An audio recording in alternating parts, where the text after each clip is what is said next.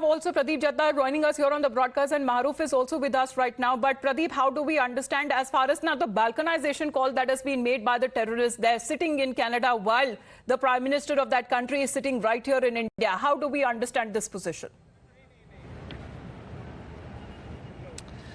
See, this only exposes the duplicity of what the Canadian government has been saying. One, the terrorism can't be compared to the freedom of expression. Here is a country that has been supporting Khalistani elements, and they are involved in terror-related activities. Everybody knows that Pannu is one whose outfit has been banned by Indian government. The reason being that he is involved in several terror-related incidents on Indian soil.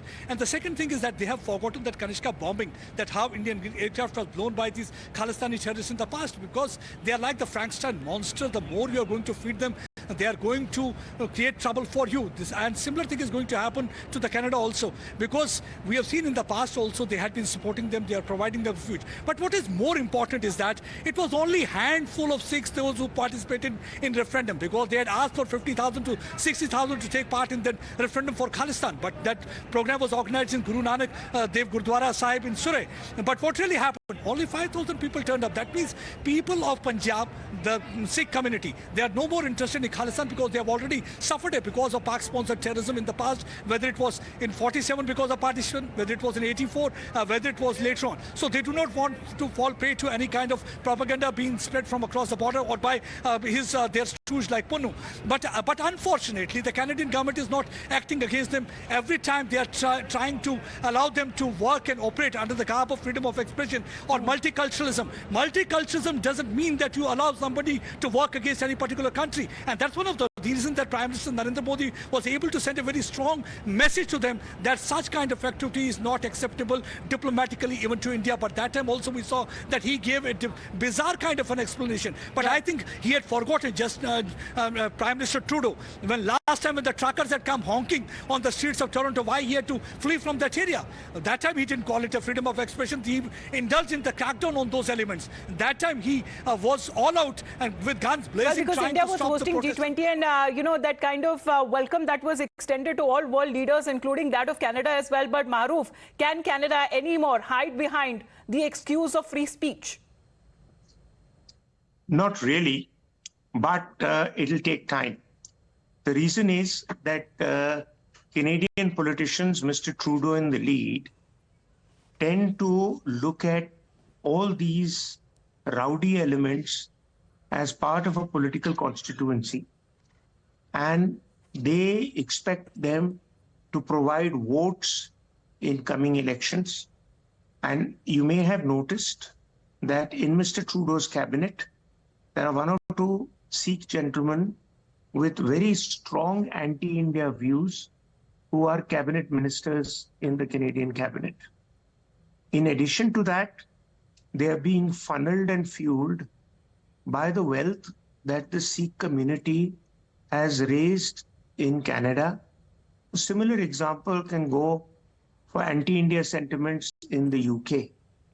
And India has been protesting, but such protests can only carry weight if you can arm twist them into areas where they're looking to do business in India.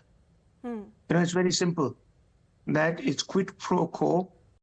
You don't support our position as a sovereign nation. We don't support your trade ambitions. The second aspect is that Pakistan has been very keen to use these Khalistani elements, both within Pakistan and elsewhere in the world, to trap on sentiments in Punjab. But recent effects of efforts to try and create a new Bhindranwala kind of movement have fallen flat on their faces. And the people of Punjab have seen that such promises lead to nothing by separatists. They want to get on with their life. They want to get on with progress. And Punjab truly is a granary of India. But this is a misnomer in the minds of many Khalistanis abroad that Punjab can survive on its own economically. The world has enough granaries from Ukraine to Europe, America, France, etc.